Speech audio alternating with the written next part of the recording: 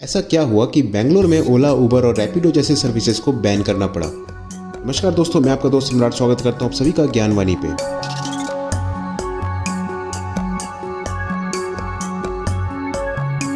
हम अक्सर ओला, उबर और रैपिडो जैसे ऐप का यूज़ करना पसंद करते हैं क्योंकि ये कन्वीनियंट है, आपको डायरेक्ट आपके घर से पिक करता है और डेस्टिनेशन पे ड्रॉप करता है। कुल मिला के आपको एक अच्छा और easy way of transport provide करता है। अब सवाल ये उठता है कि अगर ये कंपनीज इतनी ही अच्छी सर्विसेज प्रोवाइड करती हैं तो कर्नाटका के गवर्नमेंट ने ओला, उबर और रैपिडो के अगेंस्ट ऐसा नोटिस क्यों जारी किया जिसमें ये लिखा था कि ये सभी कंपनीज अपनी ऑटो सर्विसेज को बंद कर दे। आइए जानते हैं इसके पीछे की वजह। तो बात है 2016 की, जब कर्नाटका की गवर्नमेंट ने एक रेगुलेशन पास किया था कि जो भी कंपनीज अपनी ऑटो सर्विसेज प्लेटफॉर्म रन करेगी उस कंपनी को कुछ रूल्स मानने होंगे। जैसे पहला, उनके कैब्स में एक पैनिक बटन होना चाहिए। दूसरा, उन कैब्स में एक प्रिंटर होना चाहिए। तीसरा, कैब्स के ऊपर टैक्सी लिखा होना चाहिए। और चौथा, कोई भी टैक्सी एग्रीगेटर गवर्नमेंट द्वारा निर्धारित शुल्क से ज़्यादा किराया नहीं मांग सकता। आपको बता दें कि सरकार ने हर 2 किलोमीटर पे 30 रुपये और फिर हर 1 किलोमीटर पे 15 रुपये तय किया था। इस तरह के रूल से कंपनीज को नुकसान हो सकता है, इसलिए कंपनीज ने उस रूल के अगेंस्ट एक पिटीशन दर्ज की, जिसके बाद इन कंपनीज को ये छूट दी गई कि वो ये सर्विस 5 साल तक बिना किसी रिस्ट्रिक्शन के चला सकते हैं। और इसी चीज़ का फ़ायदा इन कंपनीज ने उठाया। उदाहरण के तौर पे ओला, उबर के बढ़ते किराए, जहां 2 किलोमीटर के लिए 30 रुपये निर्धारित की गई थी, वहीं ये कंपनीज लोगों से 2 किलोमीटर के लिए 100 रुपये वसूल रही थी।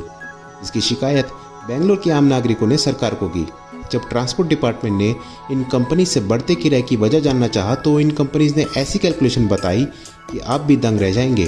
कंपनीज ने बताया कि वो 2 किलोमीटर के 30 रुपये जो कि फिक्स रेट है, plus 5% GST, plus 40 rupees convenience charge, plus 18% service charge, और इस तरह से वो 100 रुपये तय करती है।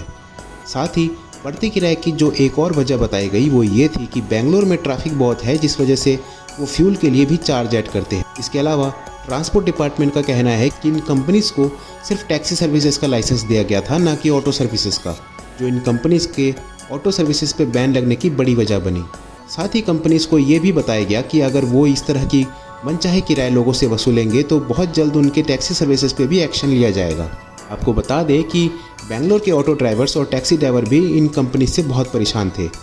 उनका कहना है ये कंपनीज किराया बढ़ाकर और कमीशन का ज़्यादा पैसा काट के खुद करोड़ों रुपए कमा रही है, जिससे उन ऑटो ड्राइवर्स का बहुत नुकसान हो रहा है। बेंगलोर के ऑटो ड्राइवर्स ने कई बार इसके बारे में अपनी आवाज़ उठाई है और अब फाइनली इस बैन के बाद बैकन फाउंडेशन की मदद से ऑटो ड्राइवर एसोसिएशन अपना खुद का एक ऐप लॉन्च कर चुका है। इसका नाम है नम्मा यात्री। इसमें नम्मा का मतलब है अपना, यानी अपना यात्री। इस ऐप की मेन खासियत ये है कि इसमें कोई मॉडरेटर नहीं होगा जिससे किसी भी तरह का कमीशन जाता हो, और इससे किराया भी कम होगा जो डायरेक्ट यात्री के थ्रू ऑटो ड्राइवर्स के पास पहुंचेगा। साथ ही इस ऐप में ओला और उबर की तरह कुछ फीचर्स अवेलेबल हैं, जैसे कि आप ड्राइवर्स को रेटिंग दे पाएंगे कि उस ड्राइवर का बिहेवियर कैसा है, परफॉर्मेंस कैसा है, एटसेट्रा।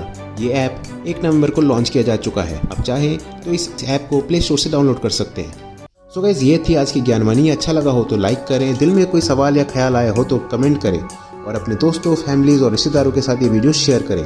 साथ ही इस तरह की ज्ञानवाणी सुनते रहने के लिए हमारे channel man out of time को सब्सक्राइब करें। अब मैं मिलूंगा आपसे एक नए ज्ञान के साथ, तब तक के लिए पीस आउट।